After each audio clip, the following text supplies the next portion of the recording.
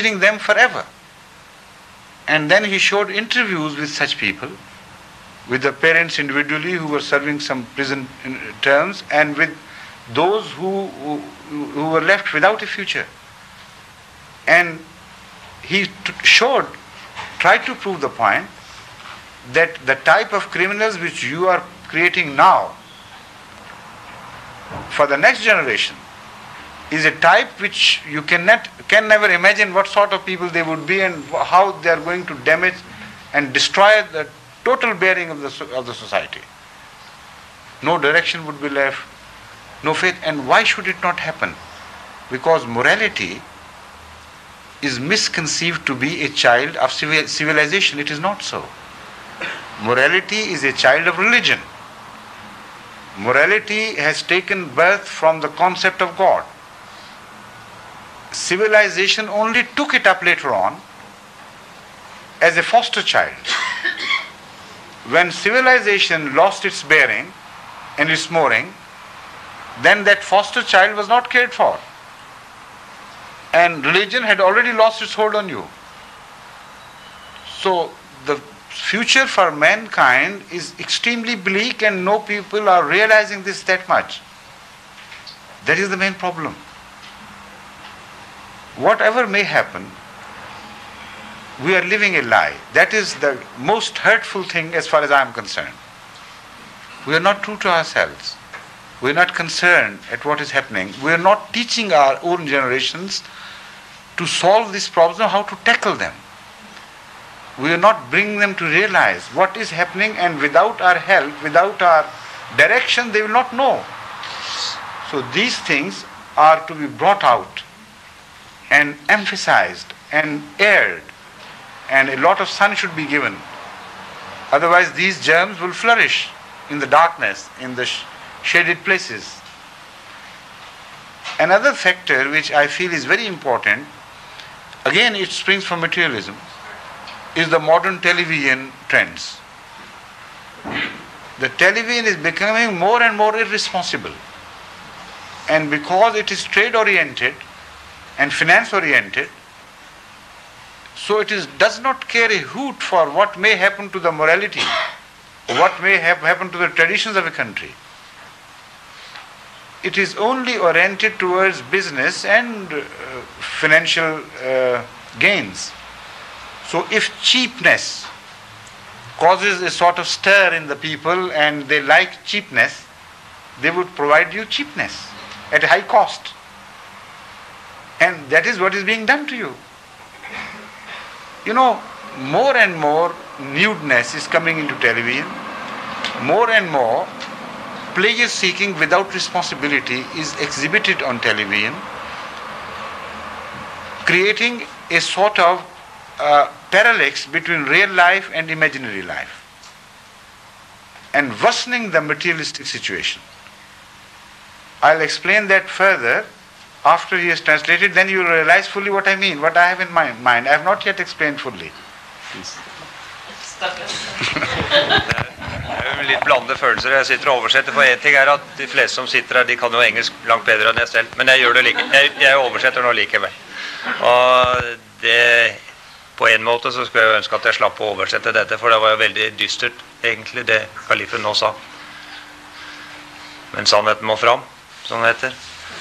Det var jo mer sånn allmenne ting han snakket om, forfallet, og det at ungdommen, de som vokser opp nå, de bryr seg ikke noe om fortiden, de har ikke noe hold i fortiden, de tenker ikke på fremtiden, de lever absolutt i nuet, og det som er viktig, det er nytelsen i nuet. Dette er ikke noe spesielt her i Vesten. Det finnes for eksempel også i Pakistan, i stadig stigende grad. Det er en sterk økning av kriminalitet. Det er en mangel på holdning hos menneskene. Han viste til eksempler fra England, der med misbruk av barn, at det var sterkt økende, misbruk av småbarn.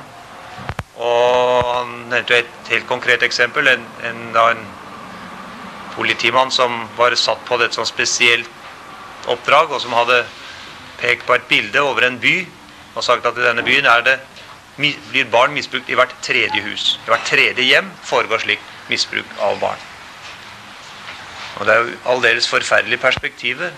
Og hva vil det så bli av disse barna når de vokser opp? Hvilke holdninger får de? Han kom også inn ganske kort på fjernsynets rolle, den negative rolle som fjernsynet kan spille. Det at det som er viktig for fjernsyn, det er å underholde, og det å tjene penger. Nå er vel dette mer foreløpig ikke så utpeget hos oss, selv om det begynner å komme en del slike kanaler hos oss også.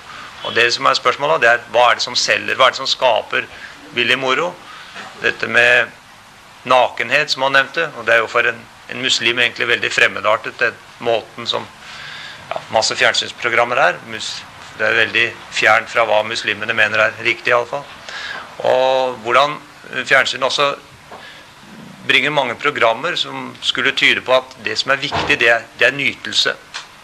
Ikke satt i noen sammenheng, men det er å nyte uten tanke på konsekvenser, uten tanke på at det kan ramme noen. Det gjelder bare å nyte. Et meget viktig punkt er det at det er egentlig en misforståelse, sier han. Man tror at moral er et barn av sivilisasjon, og det er fullstendig feil etter hans oppfatning. Moralen er et barn av religion, og det er bare et stebarn eller et adoptivbarn som sivilisasjonen har tatt opp. Men når da religionen svekkes, så forsvinner også moralen med de konsekvenser det har. Jeg tror det var i hovedtrekk det han sa. Yes, please. Most Reverend Sir, there is persecution going on. Okay.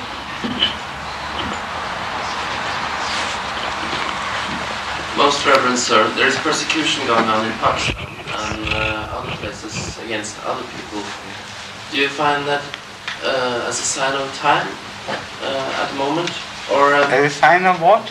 is that a sign of times? You're speaking about the decline of morality. Yes. So No, I don't think that has any connection to do with the time. It is a timeless phenomenon.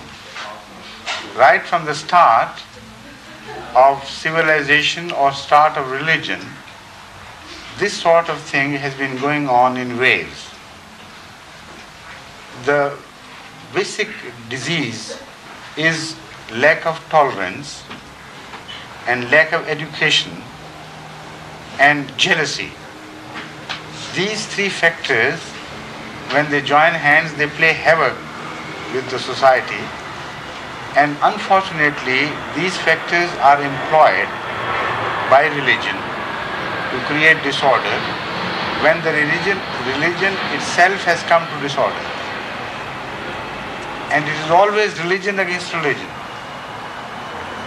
But with one difference, that the religion which creates disorder and preaches hatred of mankind for the sake of God, in the name of God, is the religion not at the sources, but removed from the source. And the religion which is at the receiving end is always close to the source. For instance, there was a time when the Jews were close to the source. They were persecuted and they were not persecutors at the hands of Pharaoh and earlier as well and afterwards as well. Whenever there was a prophet, when there was a revival of contact between man and God, then they received the persecution. When they ultimately moved away from the source of truth and themselves became disorderly in religion, then they were the persecutors and Christians were at the receiving ends, close at the source. When they traveled away from the source, then they took the persecution in their hands and the receivers were different people. Sometimes they persecuted Christian brothers also themselves. But those who were close to a truth, closer comparatively, I mean to say, when a new movement took shape, for instance, when a revolutionary idea took seed in Christianity, then those Christians who had removed